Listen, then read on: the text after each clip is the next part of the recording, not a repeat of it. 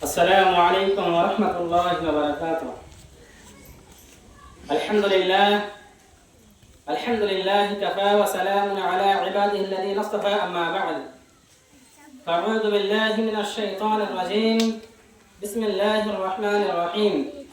قل هل يستوي الذين يعلمون والذين لا يعلمون. فقال النبي صلى الله عليه وسلم: طلب العلم فريضة على كل مسلم. فقال الله تعالى في موضع آخر: من تعلم القرآن وعلم خيركم من تعلم القرآن وعلم. শ্রদ্ধেয় সম্মানিত আজকের এই মঞ্চের সভাপতি সাহেব এবং উপস্থিত স্টেজে যোগ্যতম ওলামায়ে কেরামগণ এবং আমার সামনে বসে থাকা আমাদের কাহলগাঁও মাদ্রাসার কচিকাঁচা ছেলেরা এবং আমাদের গ্রামের উপস্থিত দাদা ভাই ও কাকারা, সর্বপ্রথম আমি সেই মহান পাক রব্বুল আলামিনের প্রশংসা করি, যে মহান পাক রব্বুল আলামিন আমাকে একটি দ্বীনি শিক্ষা প্রতিষ্ঠান গড়ে তোলার তৌফিক দান করেছেন। সকলে পড়ুন আলহামদুলিল্লাহ। এবং তারপরে ধর্মের গুরু ও ধর্মের নেতা জনাবে মুহাম্মদ রাসূলুল্লাহ সাল্লাল্লাহু আলাইহি ওয়াসাল্লাম, যিনার প্রতি শত কোটি দরুদ সালাম নাযিল হোক। আল্লাহুম্মা সাল্লি আলাইহি ওয়া আল্লাহুম্মা বারিক আলাইহি। শ্রদ্ধেয় সম্মানিত উপস্থিতি, সর্বপ্রথমে আমি আপনাদেরকে বলে দিতে চাই যে শিক্ষার গুরুত্ব কি, শিক্ষার আহমিয়ত কি।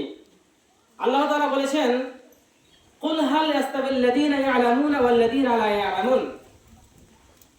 হে নবী, তুমি বলে দাও মানুষদেরকে, তুমি বলে দাও লোকদেরকে, তুমি বলে দাও সারা বিশ্বের মানুষকে যে কুল হাল ইয়াস্তাবিল লাযীনা ইয়ালামুনা ওয়াল লাযীনা লা ইয়ালামুন, যে যারা জানে এবং যারা জানে না তারা কি কখনো সমান হতে পারে?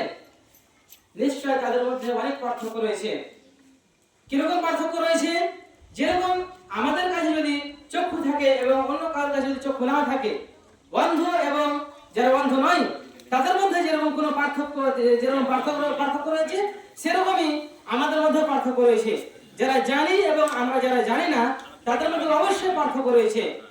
প্রিয় শ্রোতা মণ্ডলীগণ, তাই আমি আজকে আমাদের এলাকাবাসীদেরকে দেখে, আমাদের এলাকাবাসীদের চিন্তা ভাবনা করে যে আমরা শিক্ষার গুরুত্ব সম্পর্কে আমরা আলোচনা শুনলাম।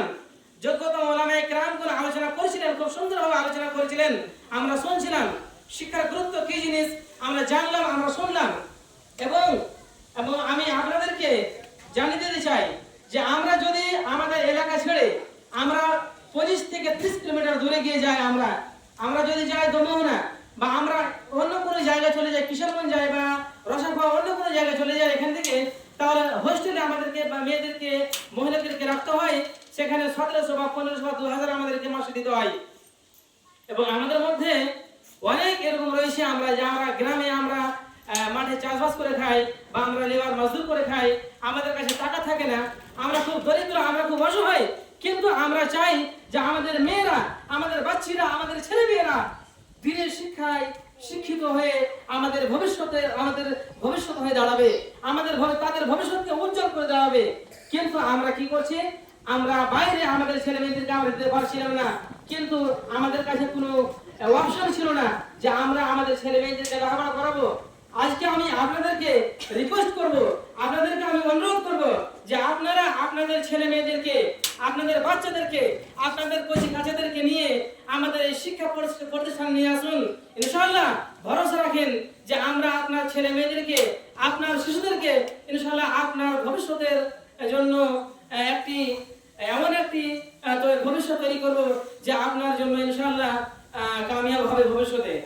তাই আমি আপনাদেরকে শেষে এটাই বলবো যে অবশ্যই আপনারা আপনাদের ছেলে মেয়েদেরকে আমাদের উপরে ভরসা করে আমাদের প্রতিষ্ঠানে নিয়ে আসবেন এবং ইনশাআল্লাহ 1 বছর পরে 2 বছর পরে আপনারা আমাদের এখানকার শিক্ষার ব্যাপারে তুলনা করবেন যে কিরকম শিক্ষা হচ্ছে না হচ্ছে।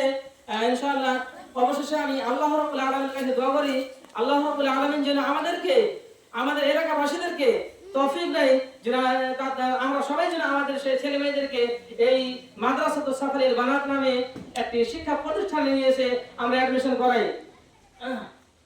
আমি আমার বক্তব্য এখান থেকে করছি। আসসালামু আলাইকুম ওয়া রাহমাতুল্লাহ।